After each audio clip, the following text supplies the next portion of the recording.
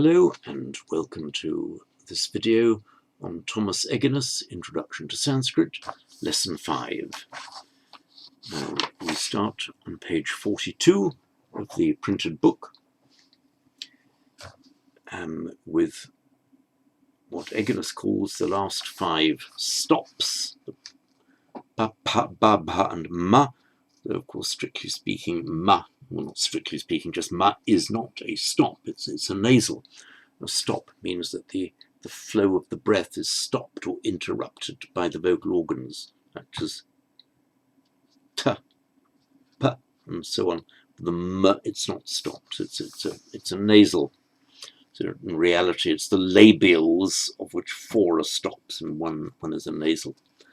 So, first one, as usual, we write the characteristic part first. This is the pa. The pa is pretty much the same. It's written with a kind of tail. That's the pa. Note, remember that writing of the k and in the ka, sorry, in the alternative form of the k, there's a kind of tail. Note that here the tail is purely a matter of style. In the difference in ba and pa, it's actually a different letter, so this additional tail does have a meaning for the pa. Now, the ba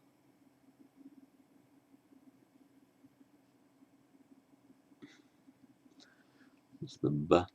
Note that the ba is a bit like the v, save that the va is the same as the ba, but the ba has this little stroke through the central bauble. Ba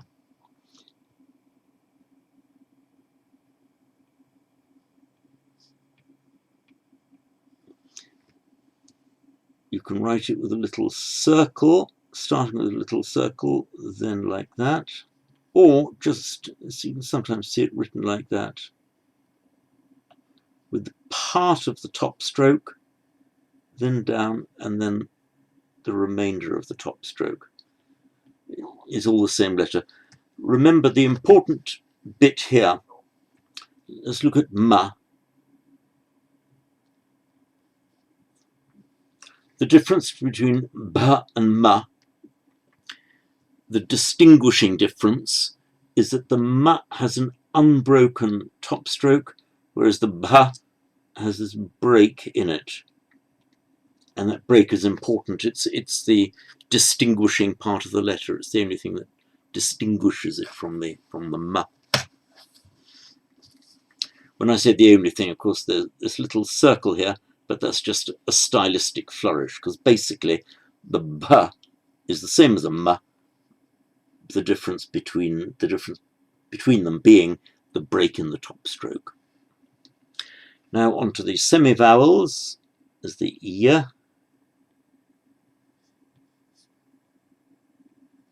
Write it again, yeah.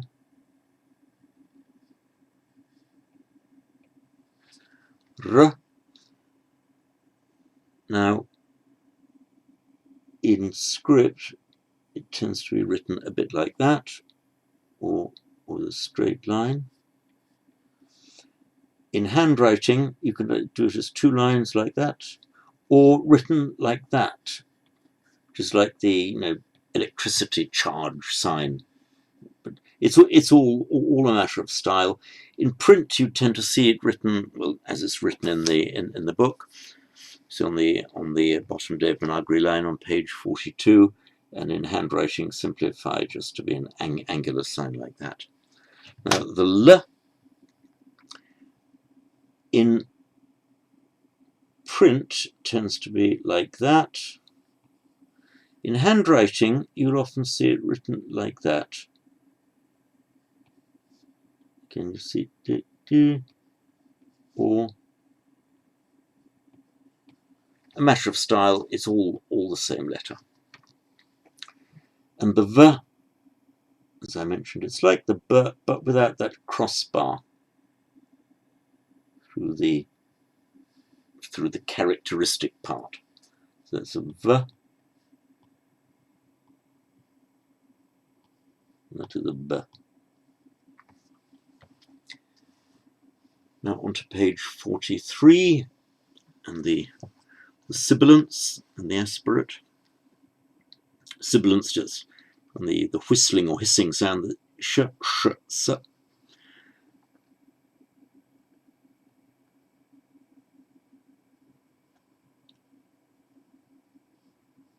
You'll sometimes see this written open at the top. It just doesn't make any difference. And this is the sound that is most commonly represented by with an S with that little palatizing sign on the top. So it's s, sh. Now look at sh. You'll notice that it starts off looking like a p, but the difference is that crossbar there. So this makes a sh. And the difference is between palatal and retroflex. So the sh sound is more where the j and the ch come out, sh, more palatal, with the tongue on the palate, or near the teeth, just behind the teeth, sh. Whereas the sh, you have these characteristic Indian retroflex sounds of the da, da, and so on, that we typically we always write with a subdotted da, da. The sh is pronounced with the tongue in the same position as for the retroflex da and da. Retroflex meaning bent back. So sh, sh, palatal, and then retroflex sh, sh. And then the ordinary S, we might say, just like virtually indistinguishable from the English S, is written like that. That's a s. The letter H in print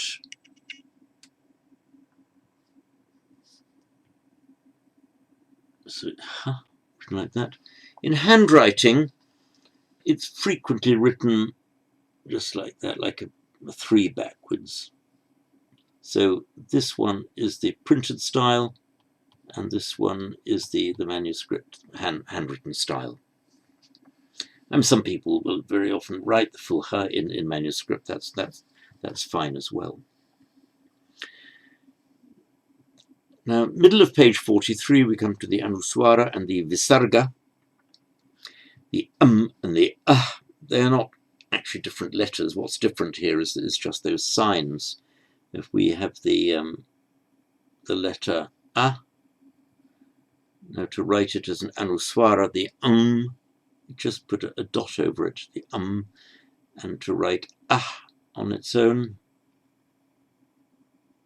there's 2 dots after it.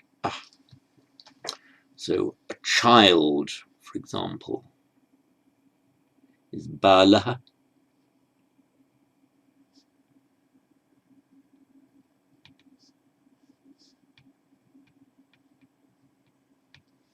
This is the one that we write as a subdotted H, and the anusvara is the subdotted M. Anusvara, that word literally means the following sound, the after sound. Swara is a sound, anu, following after, anuswara. And visarga, that's the one for the subdotted H, means like an emission or an expulsion. It's like the a final expulsion of breath. Visarga.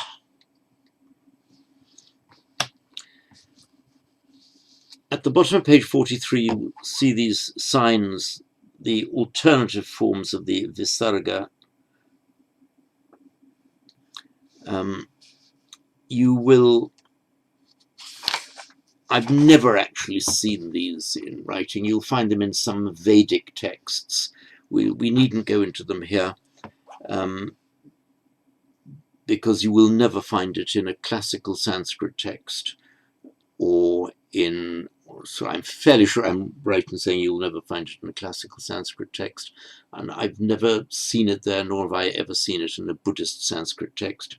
You would see it specifically for the Vedas, but that's a rather esoteric point that we needn't detain ourselves on, especially at an early stage of Lesson 5 in Thomas Egenes. So that now completes the individual letters of the alphabet.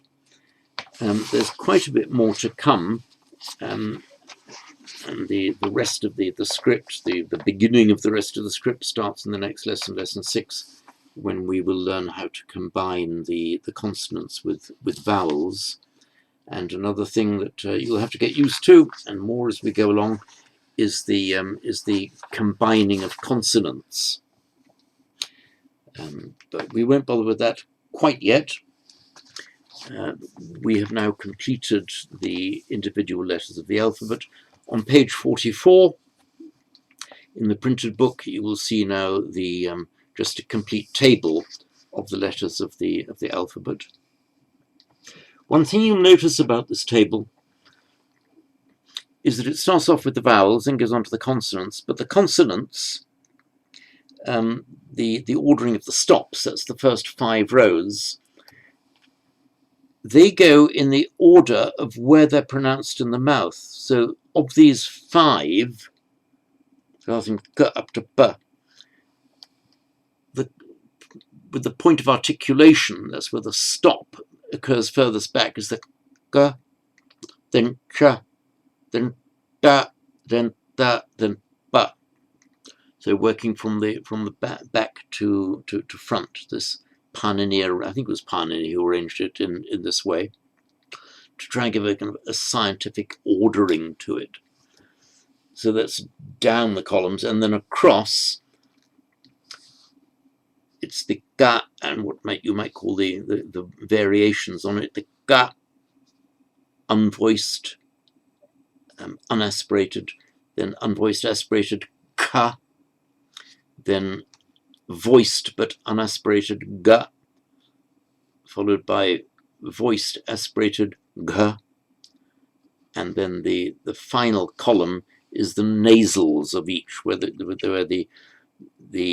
there's no stopping of the breath, but the air still flows through the nose. Nga, nya, na, n, and m. Then followed by the semivowels, ya, ra, la, and va. And finally the sibilants, the sh, sh, s, and the last letter of the alphabet, ha. We'll now proceed to the grammar, starting on page 45. 2 new cases for this lesson. As I think I mentioned before, in English, on the basis of the classical languages, especially Latin and Greek, we use nominative, accusative, genitive, dative, and so on. In Sanskrit and in Pali, they're just given a numerical order in the order in which they are traditionally given in Indian grammars, and always, I think right to say always, but certainly classically always given in this same order. So they're called first, second, third, fourth, and so on, up to 7th for the locative, and some people will count an 8th for the vocative. So the instrumental, we'll see, is called tritiya. Tritiya.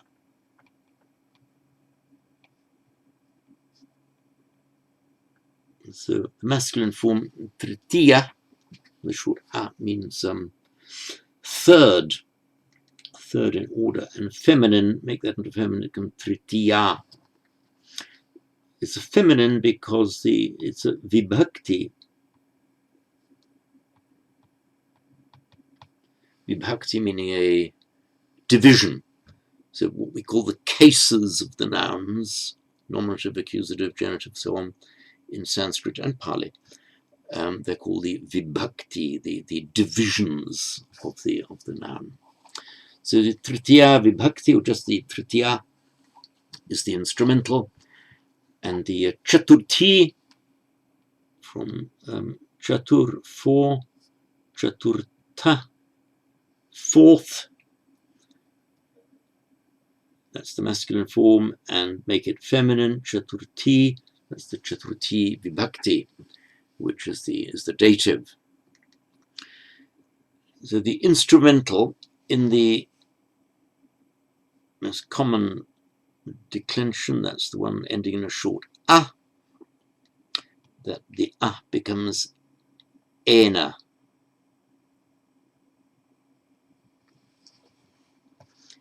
Buddhena uktam, said, spoken by the Buddha. Buddhena shasitam, by the Buddha, taught by the Buddha. So looking at the illustrative sentences, Gajena saha, without sandhi, Gajena saha Ramah gacchati, and with sandhi, Gajena saha Ramo gacchati. This saha is a post position. We have prepositions. Sanskrit and Pali have prepositions and post position. A post position is like a preposition, say the preposition put in front, a post position, post positive put after. So you don't say saha gajena, but gajena saha, which incidentally in the modern languages of northern India, you'll see as well, they use post positions rather than prepositions. So this post position saha governs the instrumental. So with the elephant, gajena, with gaja, elephant, gajena saha, with the elephant. And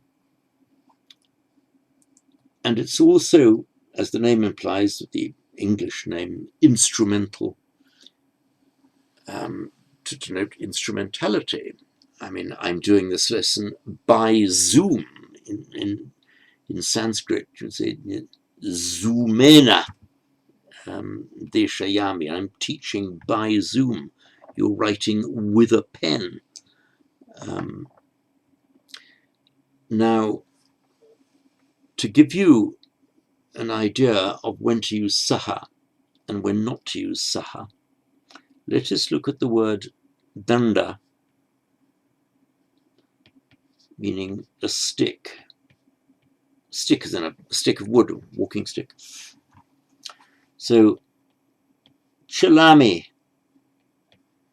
from the root chal, meaning to walk. So, chalami, I walk. If I'm saying, oh, I use a stick to walk, I'm walking with a stick. Just say, dandena chalami. Dandena, the instrumental, because I'm using a stick to help me walk. If, however, you said the rather absurd phrase, dandena saha chalami, that would suggest that I'm going for a walk and my stick is walking along next to me. So it would be wrong to use saha there. So saha is with in the sense of in the company of. You're doing something with somebody. Whereas the instrumental on its own means that you're using it as an instrument.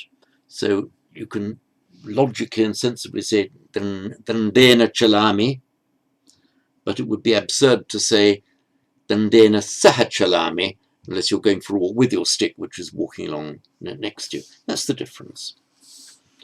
Now, the dative, looking at the second half of page 45, the dative is used for the indirect object,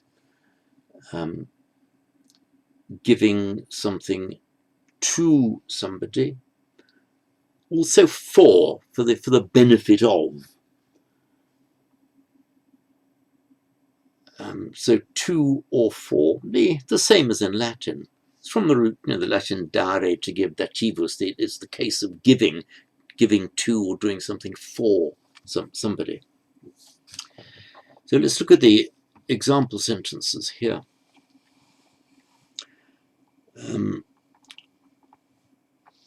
Rama, I'll use it without sandhi first. Rama putraya ashvam gacchati. And then with sandhi, Rama putrayashvam gacchati. Rama goes to the horse for the son, in other words, for his benefit. Now, we just said that the dative means can indicate to, as in giving to, but be careful. If it's a dative of motion, if it's a motion towards, not a dative of motion, no such thing. If it's going to or going to, you'd use the accusative of motion. So he's going to the village. Gram, village, gramang gacchati, use the accusative. He is going to the horse, ashvam gacchati, but he's going for the horse in the sense of on the horse's behalf. It's ashvaya gacchati. Now look here, Rama putraya ashvam gacchati. So we've got an accusative and a dative here. So gacchati with an accusative, ashvam gacchati, obviously accusative of motion, it has to be. So he's going to the horse, going up to the horse. Putraya, the dative, we know that's not the object of the motion, but it's who he's doing it for whose benefit. So Rama putraya ashvam gacchati. Putraya, on behalf of his son. So Rama is going up to the horse on his son's behalf, for his son. Maybe he's going to get the horse for his son. So putraya ashvam gacchati. And with Sandhi, Rama putraya ashvam gacchati. And in the last sentence on page 45, Rama putraya pustakam patati. Pat meaning to read. So he reads patati, pustakam patati. He's reading a book. He's reading a book to his son. So putraya, pustakam patati, reading a book. Putraya, to his son. So Rama putraya pustakam patati. Now on to page 46. This just gives us these same cases in the dual and the plural. So let me write them out for you. So now we'll run through the declension of the instrumental and dative for the singular, dual and plural of the short declension. So with the characteristic ending ena, nara, becomes narena. Note that the n following a r in the same word becomes retroflex automatically. So not narena, but narena. And the dative, naraya, is aya. Homage to the Buddha, namo buddhaya. So Buddha, the Buddha, homage to the Buddha, namo buddhaya. In the dual, you have the characteristic ending bhyam. That's for the instrumental and dative. Also for the ablative, we'll come to that in a later lesson. So it's the characteristic ending bhyam, but in the roots, in stems ending in an a or an a, it becomes an abhyam. So either with the two men or for the two men would become narabhyam. Same here for the instrumental and the dative. For the plural,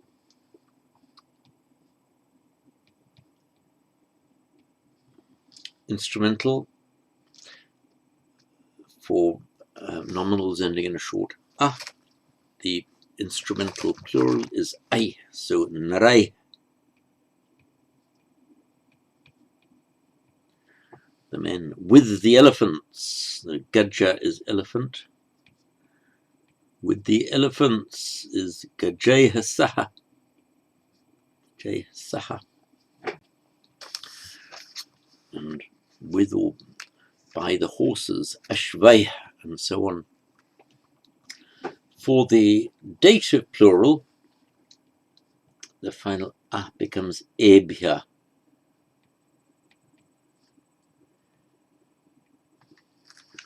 So you're doing something for your sons, reading book to your sons, doing something for your sons is putrebhya. Be putrebhya.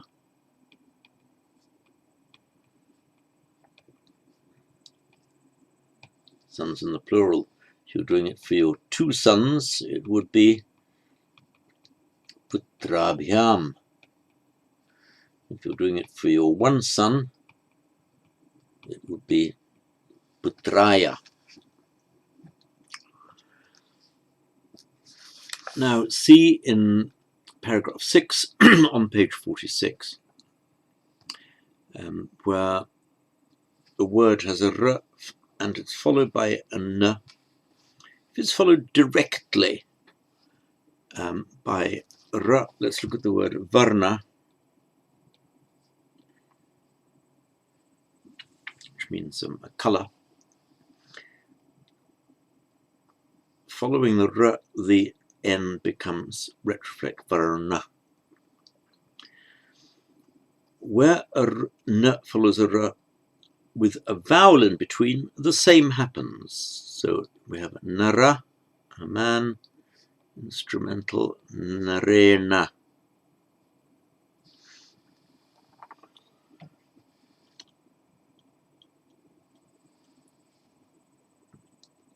Where another consonant interposes between the r and the n, sometimes the n will be cerebralized or made retroflex, as here, varna, nara, narena, and sometimes it won't. But there are exact rules whether it does or it doesn't. For example, if the interposing letter is a labial that does not block it, for example, by the way, the rule of the r followed by n makes the n retroflex. That same the same rule applies if with the r semivowel. So nripa, king, nripena with the king with a n with a retroflex n, because the labial, interposing labial doesn't stop the retroflexization of the n. The letters that do block it are letters where you have to alter the position of the tongue, basically. So I'll just give you a brief note on that. You don't need to learn it in detail, just be aware of this rule. Let's take the word Rama, instrumental, Rama, instrumental Ramena. Now, Rana, Varna, Rana, Ramena, N becomes retroflex after the R. Note that when we're pronouncing the letter M, we don't have to alter where the tongue has just been Ramena. However, look at the word Rata, meaning a chariot, instrumental Ratena. The N there is not retroflex. If you pronounce the word Rata, note that the position of the tongue has had to change from where it's just been in order to pronounce a T. Having changed to a T, the position of the tongue having changed, the N now remains is a normal N.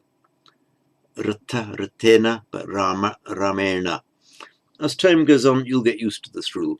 Lots of rules like this to learn, but just assimilate them over time. I would advise you not to blow a fuse in your brains by trying to learn them all by heart at this stage. Paragraph 7, page 46, word order is not rigid in Sanskrit. Yeah, same as in Latin and Greek. The ending of the word will tell you what case it is, what's the subject, what's the object, what's the indirect object, and so on. So the word order is a bit more fluid. So usually the instrumental goes near the word most closely associated with it, and the dative goes before the verb. Right.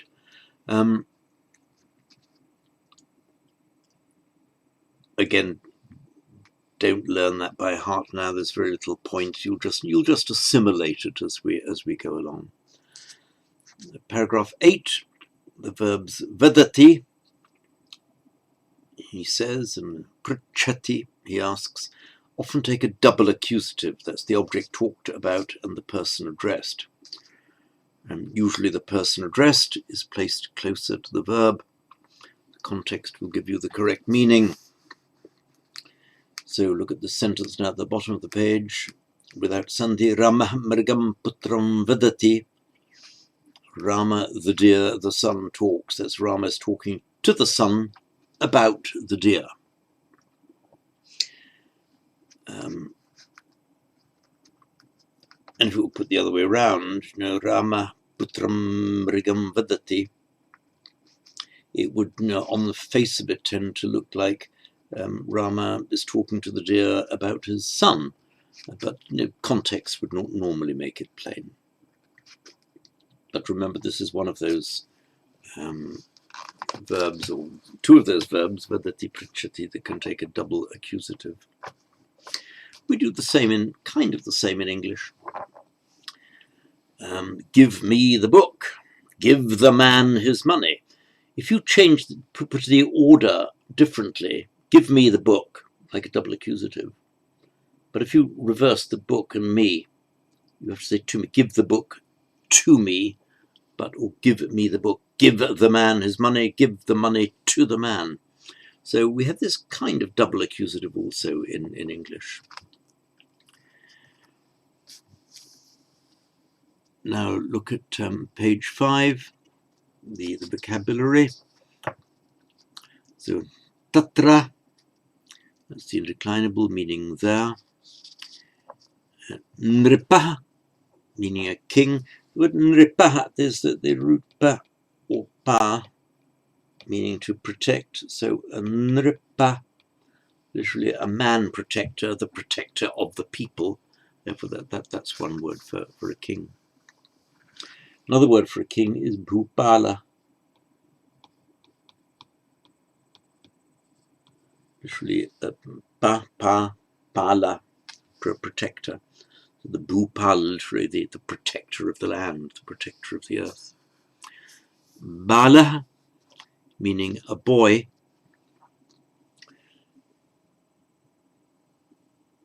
That can also be used as a fool, and in Pali it often is used to mean a fool. And there's the verse, the chapter in the Dhammapada, which is the Balavaggo, the chapter on fools.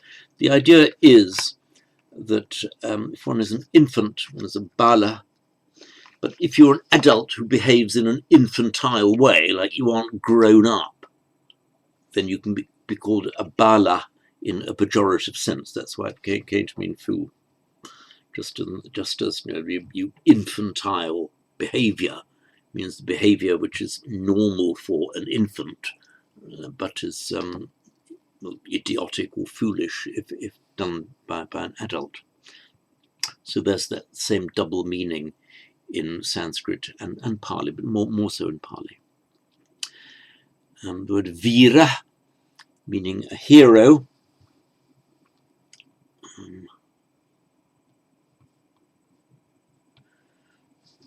It's actually cognate with the Latin word vir, just meaning a man, as in virile and so on. And that was the original meaning, probably in the oldest form of the language, and then it just came to he-man, alpha male, the vira, the hero. And saha, interclinable, that's the post position, meaning with or in the company of. And remember, if you're writing with a pen, don't use saha, just use the pure instrumental. That example I gave you, walking with a stick, just he walks with a stick, dandena chalati, meaning he uses a stick to help him. Saha, invariably, I think it's right to say invariably means just in the company of, doing something with somebody else rather than using an instrument. So we now go to the exercises, and we'll start now at number 4 on page 48, which I will read to you in Sanskrit, first of all without the sandhi and then with the sandhi, and then the English translation. Remember, there can often be more than one correct English translation. You've of course got the key at the back of the book. The key for lesson 4 begins on page 249.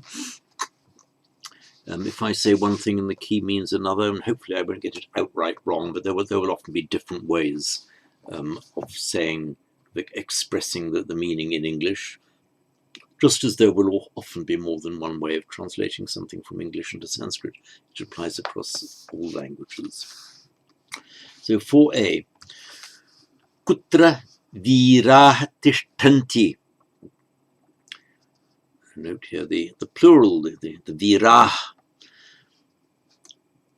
And by sandhi, the ah before the t becomes an as. So kutra viras tishtanti. Where are the heroes standing? B. Balau Egenes Tatra Bhavata. There are no rules of sandhi to apply here.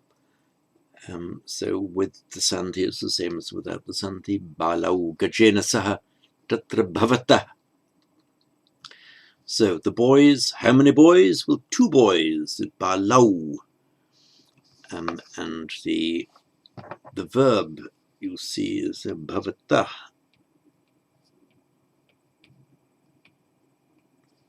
With the characteristic third person dual ending, balau bhavata, the boys are. So the boys are there with the elephant. The 2 boys are there with the elephant. Balau Egenes tatra bhavata. C. Without sandhi, nripa ashvam gacchati. With sandhi, nriposhvam gacchati. So the king is going to the horse. There's some sandhi here. Nripa ashvam gacchati to nriposhvam. I'll give you one easy way to remember it. So nripa ashvam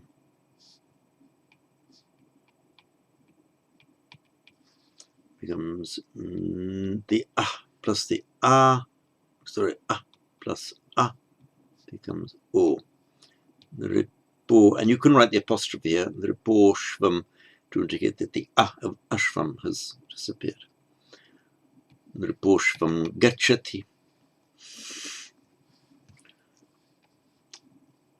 Remember this phrase, Buddhaya namostu, homage be to the Buddha.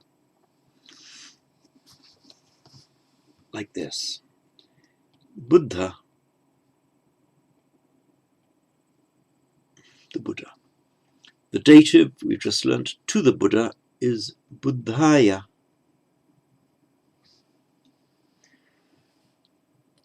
Homage on its own, Namah.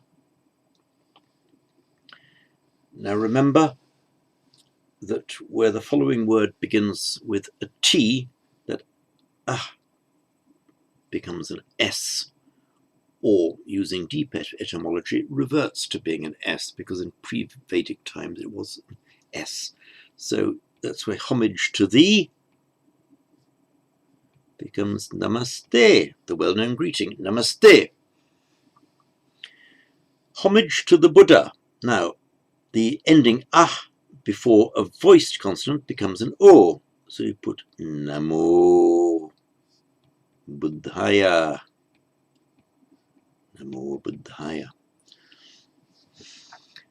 Sometimes, instead of namaste, you can just say namah twice. But you don't say namah, namah, namah, namah. Without the sandhi, you would. because the word nama begins with a voiced consonant in there, then the previous a becomes o. That's why it becomes namo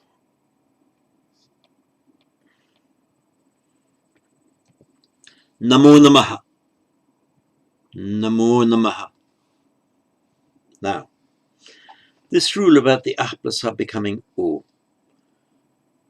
Astu, let's sit right first in the indicative. Asti means is or there is. You can make that into an imperative form, meaning let there be, may there be, by changing the final e to an u. Astu. So homage be, like in English be, homage be to the Buddha. Let's put the Buddha first. To the Buddha, Buddhaya. To the Buddha.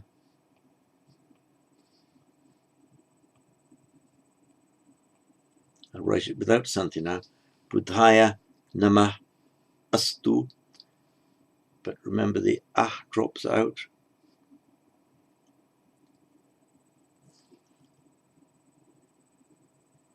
So it becomes Buddhaya Namostu. Buddhaya Namah Astu. Buddhaya Namostu. Just remember that phrase, and then you've got it absolutely right. Namah Astu becomes Namostu. Buddhaya Namostu. Now to sentence D. Ashvena saha virah nripan gachati. And with the Santi, Ashvena saha viro nripan gachati. So, the subject of the sentence, we know it has to be the virah, viro, because that's the nominative form. So, viro gachati, the hero goes. Now, where or to what does he go, or to whom? We look for an accusative motion, and that's the accusative plural, nripan, to the kings. So the hero goes to the kings. Then ashvena saha, ashvena in the instrumental, with the horse. So the hero goes to the kings with the horse. E. Mrigena saha ramah vasati. And with Sandhi, Mrigena saha ramo vasati. So Ramo vasati, Rama lives, Mrigena saha, with the deer, with a, that's in the singular, Rama lives with the deer. F. Gajaya saha balah gachanti.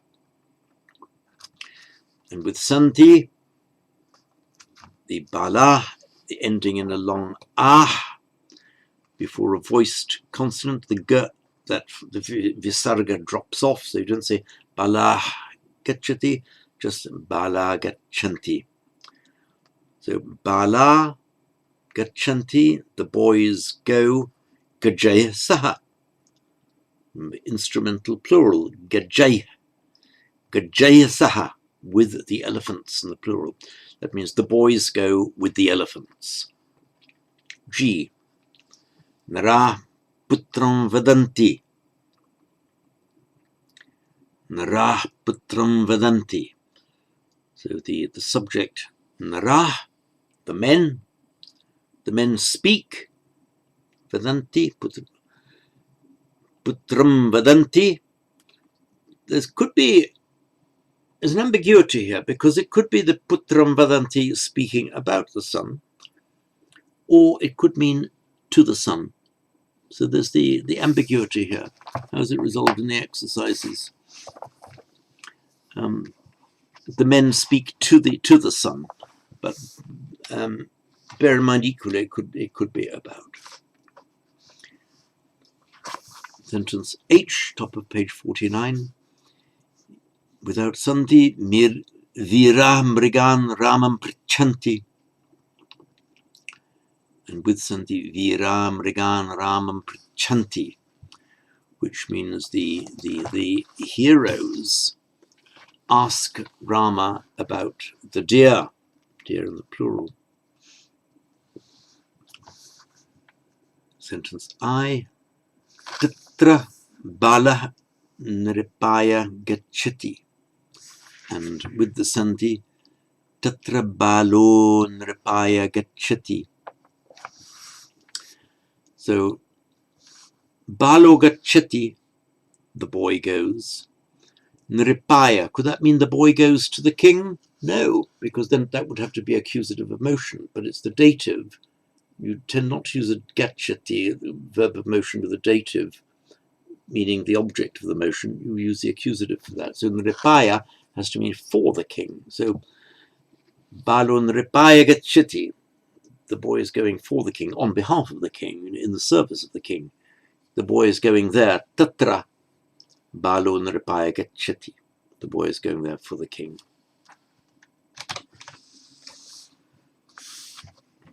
We now look at exercise 5 on page 49, translating into Sanskrit. The boys go to the horses. So the boys, I'll write it without sandhis first. So bala, go, gachanti, to the horses. So ashvan, accusative plural, bala, ashvan, gachanti.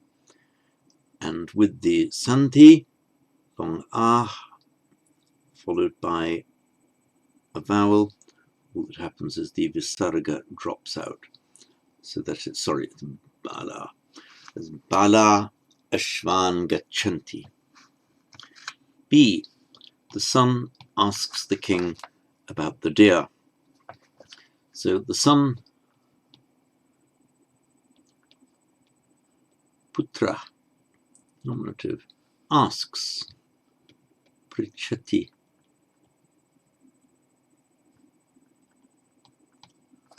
The son asks the king about the deer.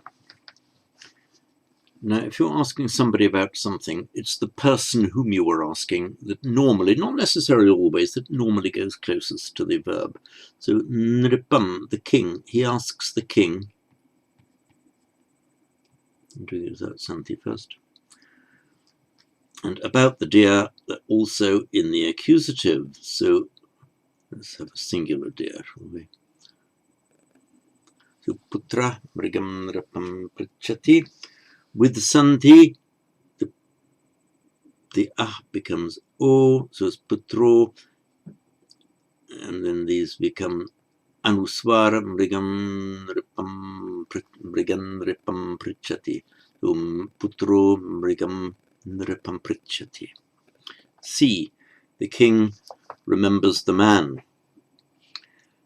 So, king, subject, remembers, smarati, the man, naram, accusative. With sandhi, we have the voiced consonant, so it becomes nripo, narang, smarati. The M becomes the anuswara. Nripo, narang, smarati. D. The hero lives with the son. So you can start off with the son. Putrena saha. The hero lives. Let's now go straight into sandhi. Viro vasati.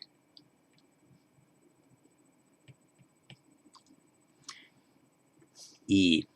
The boy asks the king, and the king remembers.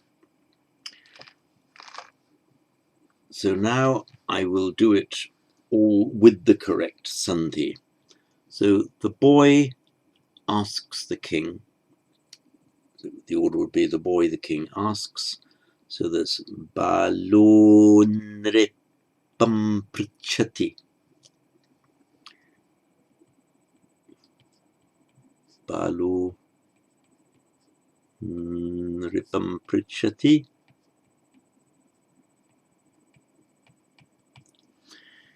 And the king remembers. King Nripaha, and the cha, and follows the word with which it's connected. So, and the king would be Nripascha, not Nripacha, but Nripascha, because the Baisanti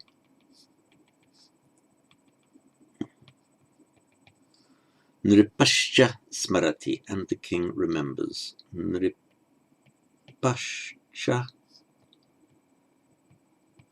Smarati. F. There are no elephants with the sun. There are no elephants there. Sorry. Okay. The way, if you look at the English and then the way it's put in the key, the way it's put in the English, there are no elephants. It just means that, the elephants do not exist there in the sense of there are. They don't exist. They're not there. The way it's put in the English key, sorry, in the Sanskrit key, translates there as tatra, which specifically means in that place. So there are no elephants there with the sun, is the way it's put in the key. So there are no elephants with the sun. I'll translate this down in both ways into Sanskrit. There are no, meaning there are no elephants with the sun in the sense of they do not exist. They are not. So putrena saha, with the sun.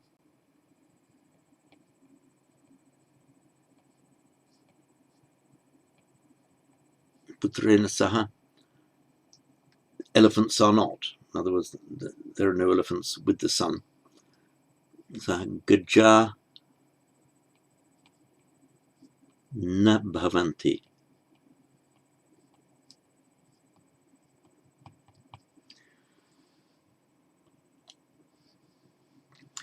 And remember, the elephants without santi would be gaja, but following the voiced consonant na, it becomes gaja na bhavanti.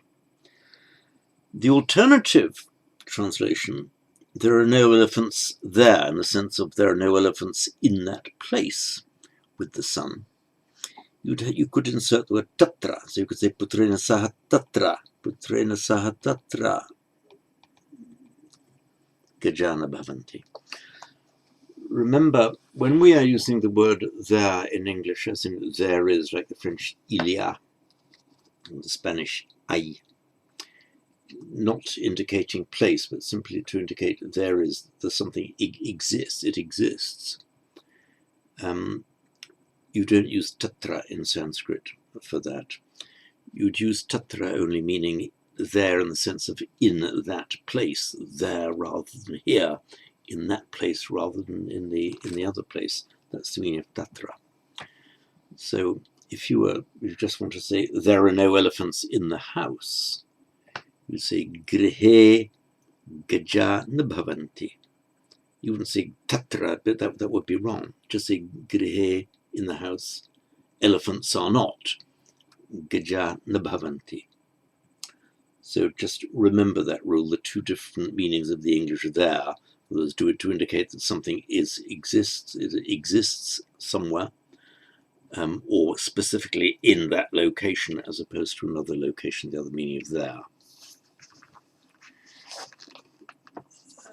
Sentence G, where does Rama live? So G, where does Rama live? Kutra, where?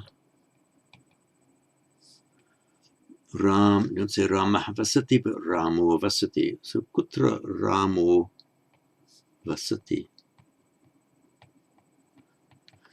You could equally well say, and equally correctly, Rama kutra vasati. Rama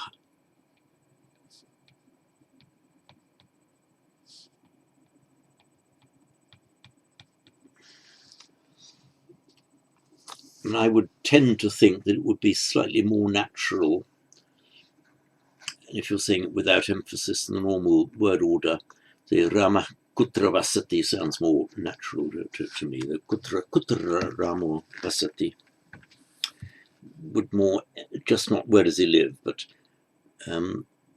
where did you say he lived? Kutra Ramo Vasati, or emphasizing more the where.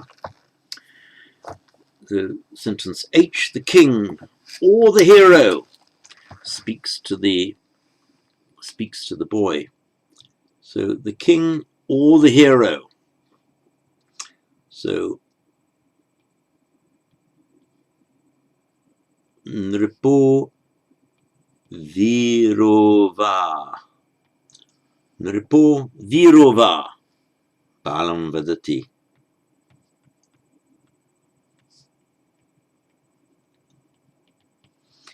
And it would be equally correct.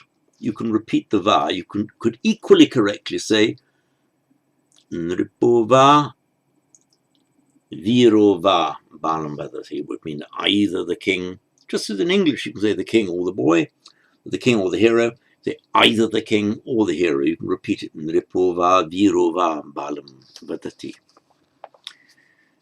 Sentence I, the hero goes for the boy. Here obviously this Nelson goes for him, attacks him, goes on his behalf, runs an errand on his behalf. Which now we got the Viro Gachati. The hero for the boy goes. Viro Balaya. It's the dative Balaya Gachati.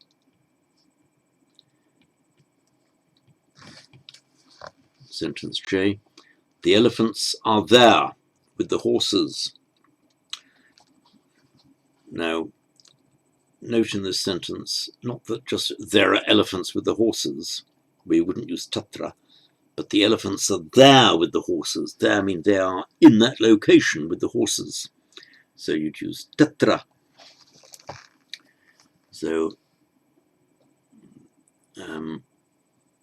you could say, there elephants with the horses are. So tatra. Tatra gaja. Now remember, this visarga is going to have to drop out because it's ashvai saha. So the visarga before the the visarga drops out. So tatra, over there in that location, gaja ashvai saha bhavanti. The elephants are there with the horses. Bhavanti. Okay. Simple one. I remember the king. I remember. Smarami. I remember the king. Nripam smarami.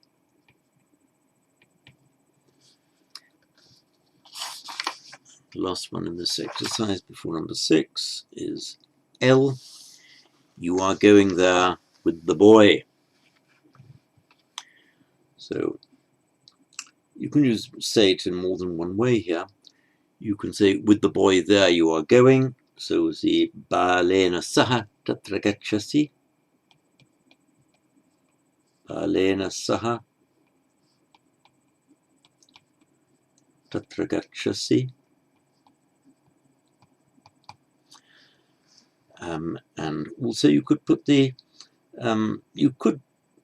tatra at the beginning. Could equally well say tatra balena saha gacchasi. Balena saha tatra gacchasi. Maybe a slight difference of emphasis, but they're both equally correct, and they both convey the same meaning. Now to exercise 6 on page 50.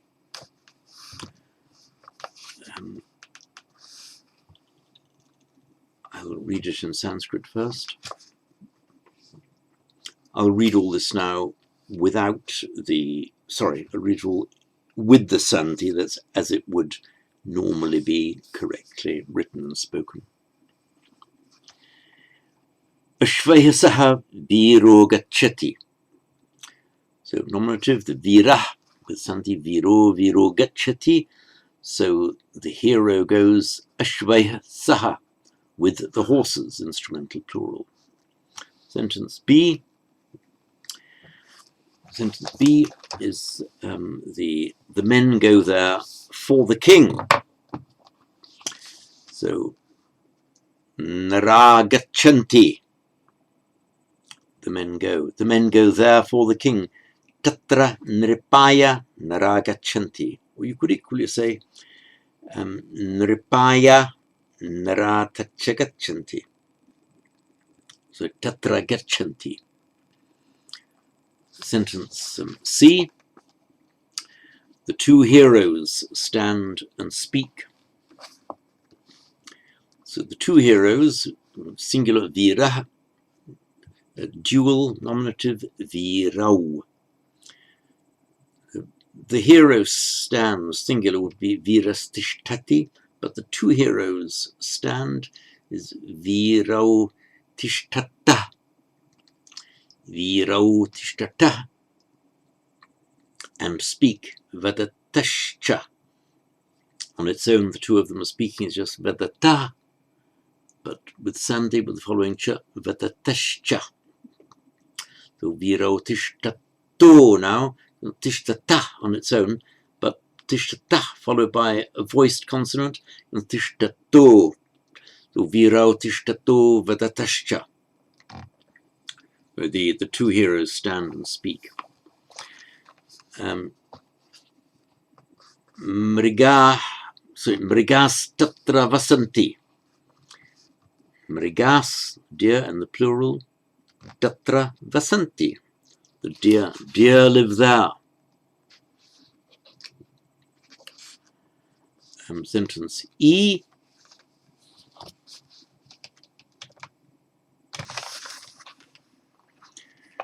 Kutra balabhyam saha nripo gacchati. Kutra balabhyam saha nripo gacchati. So nripo gacchati. The king goes, the king is going. Kutra nripo gacchati. Where is the king going? Kutra balabhyam saha nripo gacchati. Where is the king going with the two boys? Sentence F. Ramoshvam putram prichati. This is Rama Ashvam becomes Ramoshvam. Ramoshvam putram prichati. So Rama putram prichati asks the son Ashvam about the horse. Ramoshvam putram prichati. Sentence G. Tatra gajana tishtanti. So gajana tishtanti, the elephants are not standing. Tatra, there. Tatra gajana tishtanti, the elephants are not standing there. Sentence H. Viro nripam balam vadati. Viro vadati, the hero speaks, the hero says, the hero speaks. Viro nripam balam vadati. So the hero speaks to the boy about the king. The hero about the king, the boy speaks. The double accusative here. Viro nripam balam vadati. The hero speaks to the boy about the king. Sentence I. Mrigairashvaishya saha gajo vasati. Now this rule of sandhi, where you get the visarga preceded by a consonant other than a or a, but here we've got I, before a voiced consonant or a vowel, it becomes air. So with deer and horses. I'm just writing it without the santi now. So the aishcha becomes aishcha. So mrigai rashvaishcha becomes a mrigai rashvaishcha, with deer and horses. Mrigai rashvaishcha saha gajurvasati. Gajurvasati, the elephant lives. Mrigair ashvaishcha saha, both instrumental plural, with deer and horses. Sentence J. Kutra tishtama. No sandhi to be applied here. Kutra tishtama. Where are we standing? Now, exercise 7, English to Sanskrit, page 51 here. The king lives there with the 2 boys. So we could say, there with the 2 boys the king lives. So the king lives in the sense of dwells, nripo vasati. The king dwells there, tatra nripo vasati. The king lives there with the 2 boys, tatra balabhyam saha nripo vasati. Tatra balabhyam saha nripo vasati. Entrance B. Where are you going with the elephants? Kutra, where? Where are you going? Kutra gachasi. Where are you going with the elephants? Kutra gajayhasaha gachasi. You could equally say gajayhasaha kutra gachasi. C. The man goes there for the horse, meaning on behalf of the horse. So he goes on behalf of the horse, for the horse, use the dative ashvaya gachati. The man for the horse goes. It's not narah ashvaya, but naroshvaya. Remember, narah ashvaya becomes naroshvaya. So tatra naroshvaya gachati. The man goes there for the horse. Tatra naroshvaya gachati. D. The boy does not remember the king. So he remembers smarati. He does not remember nasmarati. He does not remember the king. Nripang nasmarati. The boy does not remember the king. Balo nripan nasmarati. Balo nripan nasmarati. E. I am speaking to the king about the 2 elephants. I am speaking, vadami, I am speaking to the king. Nripam vadami, the 2 elephants, is gajau. Remember, in the dual, the nominative and the accusative are always the same. So, gajau nripam vadami. The 2 elephants, the king I speak to the king of the 2 elephants. Gajau nripam vadami. Sentence F. The king goes to the horse for the son. That's on the son's behalf. So he goes gachati, he goes to the horse, ashvam gachasi. He goes to the horse for the son. So putraya ashvam gachati. So putraya ashvam, the a merges with the following a to become a long a. Putraya ashvam gachati. So putraya ashvam becomes putraya ashvam gachati. And the king nripa.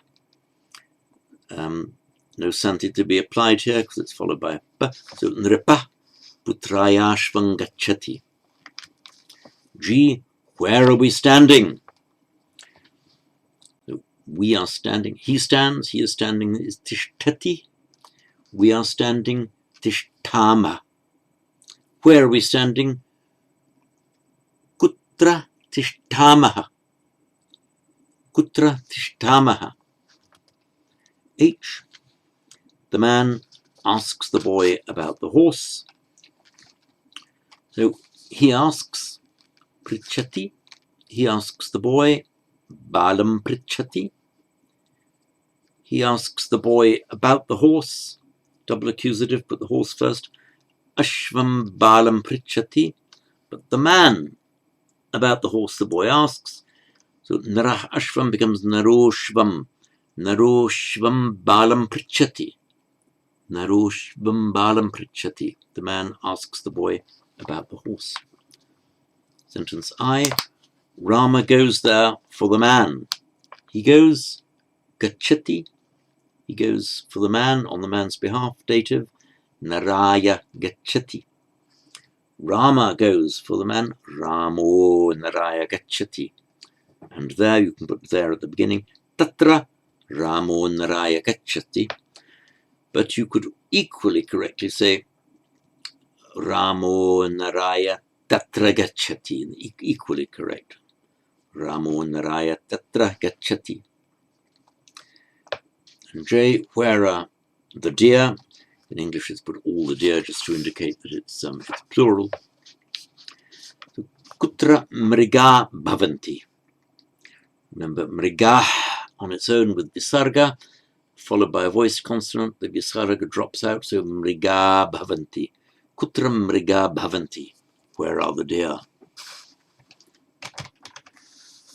So we're nearly at the end of lesson 5. Pages 52 and 53 are simply a summary sheet for your quick, ready reference, summarizing the parts of the verb that we've learned. Gachati, gachata, gachanti, gachasi, gachata, gachata, gachami, gachava, gachama. And remember, as always, that when we're conjugating a Sanskrit verb, we start at what we call the third person, that's the he, she, it, and we go across the line. Gachati, gachata, gachanti.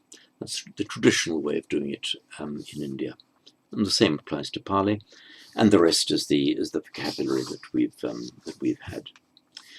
Very well, that brings us to the end of lesson 5.